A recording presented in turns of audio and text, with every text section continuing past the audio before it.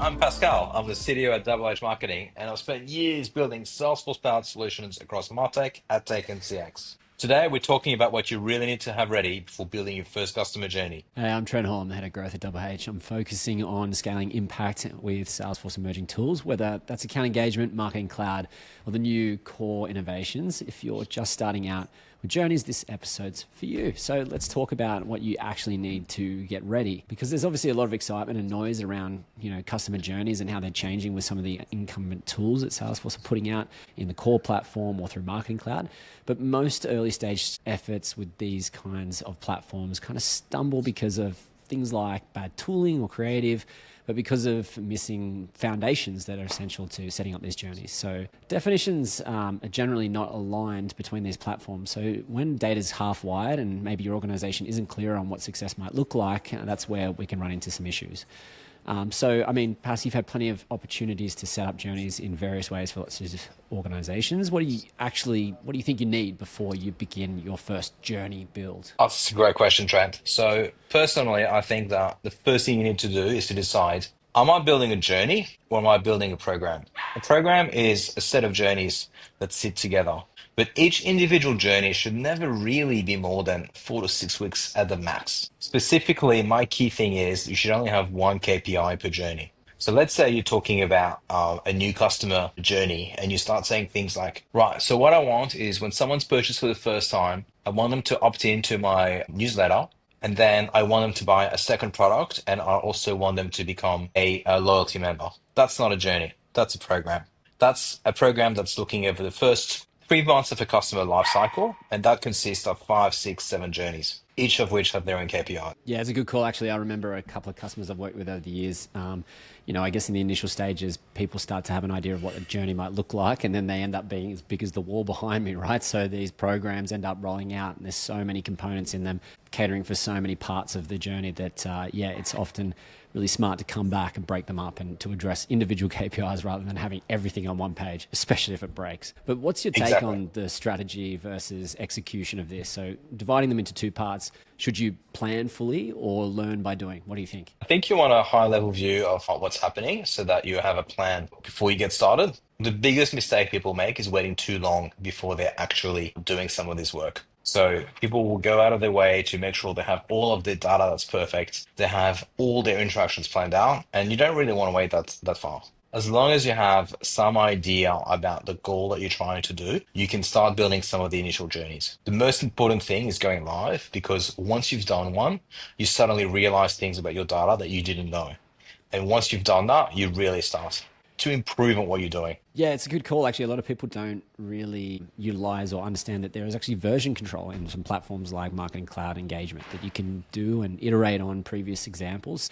Yeah, some of those tools can come in really handy as you progress, and often, getting stuck on making the first one perfect, get it live and learn from it and build from there. But what do you wish you'd known before you built, say, your first journey? Like, what can you remember back to that time when you kind of deployed something and you were like, okay, damn, I wish I'd started in a different way or thought of something different? Yeah.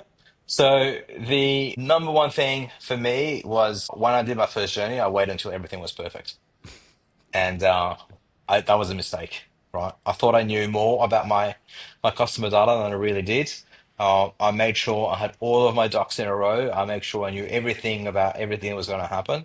And actually, it didn't matter, because as soon as the journey went live, we realized that some of the initial interactions weren't correct. And we could have known that, 2 months before if we hadn't waited. So really, we wasted 2 months in that time. Now, I'm always going on about let's get started. Let's do something. Yeah, the whole mantra of fail fast is something that some of the more successful organizations we work with are pretty adamant on. I know that that's a key element to some of the organizations that we, kind of put up there on the pedestal. But what do you think out of, like, if we're simplifying things, what are the quick wins? Like, where can you get on and create an impact very quickly? So very often where organizations are able to get quick impact fast is starting with a new customer journey. Very often people are not even sent an email welcoming them to the brand. It doesn't have to be complicated. It's just got to be about having some comms that go out to a customer when they first become a customer.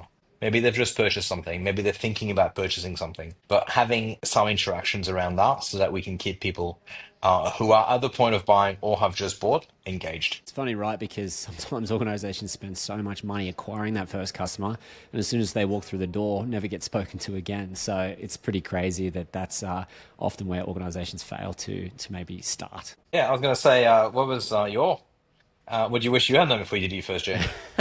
Yeah, so, I remember sweating profusely over clicking that start journey button. It's a daunting, I guess, first step in the world of automation. But some of the things that I definitely overlooked were just that, making it really simple is often the place where you overthink it. Like having certain elements in there that might make a decision split or a criteria that somebody goes down a different path based on very, very simple criteria actually can create really personalized and a lot more impactful communications across channels. So yeah, it's if there's just simple next steps, you don't need to query a bunch of data or gather the world of information about what they're going to do. Maybe just follow it with a logical follow-up, and the journey seemed to just progress from there. That fear of pressing the activate button actually is really something I've seen a number of times. I, by the way, think that the issue here is that many people don't know how to test them. Sure. And so the more complicated the journey is, the harder it is for them to go, yep, hand on heart, this thing's going to work. I know it. And so they spend days and days and days testing this really complicated thing, whereas actually they could have gone live with a simpler journey and maybe put some of the decision splits after the end of the messaging. It's a good Because if call. it's your first journey, it doesn't matter. It just means some people didn't get the second email. Going back as well to some of the elements around the planning elements, I remember, something that I say in a lot of the trainings that we do with customers as well is there's a whiteboard in every office, everywhere. I think probably globally that you could use to start to write down and draw these things out because it's on a digital interface.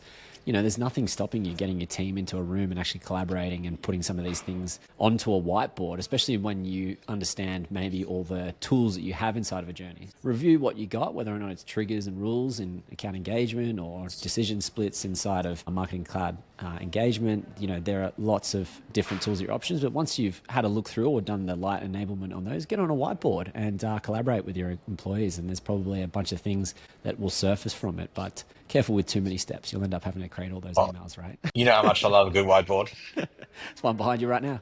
That's right. So, when I think about what you just said, that's actually a moment as well where you suddenly realize two people in the room thought they were building a journey, but there's one person in there that thinks they're building a program, or vice versa. And the earlier you can work out that that's happening, the easier your life gets. Because suddenly you're not, arguing about the basics, but you're actually agreeing on how you move forward. If somebody wants to build a program, that's cool, but the program is going to consist of a number of journeys. So let's do the first journey, right? And then we'll do a second journey and a third journey, and that's how we build the program. Yeah, get the bad cop in the room with the red pen to cut the journey in half with one line and make Exactly. two, right? Exactly. So look, don't overcomplicate it. Spend time planning it, but not too much, and get things live. And then on top of that, just iterate as you go. Each of those, and don't fear that activate button. It's always a daunting first step to put together your first journey, but it doesn't have to be. It can be a lot of fun. So thanks for sharing some of your experiences, Pascal. If you'd like to understand what we do here at WH in helping some of our customers get their first journey live, we'd love to hear about also some of your experiences and what your first journey might have looked like. So feel free to leave a comment down below or reach out to us at info@whmarketing.com.au. Thanks, Pascal. Awesome. Looking forward to hearing about these.